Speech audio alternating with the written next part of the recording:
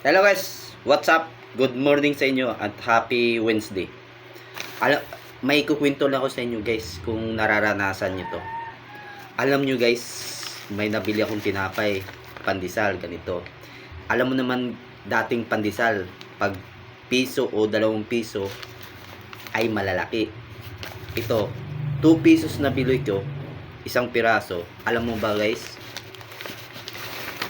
ganito lang kaliit guys ang tinapay sa 2 pesos.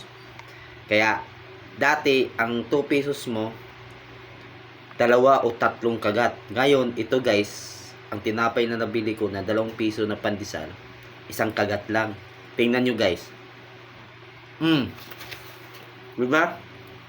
Isang kagat lang. Anong masasabi nyo ngayon guys sa panahon na tigmahal na ang bilihin, lalo na sa pandesal? Yun lang guys. Bye bye and goodbye.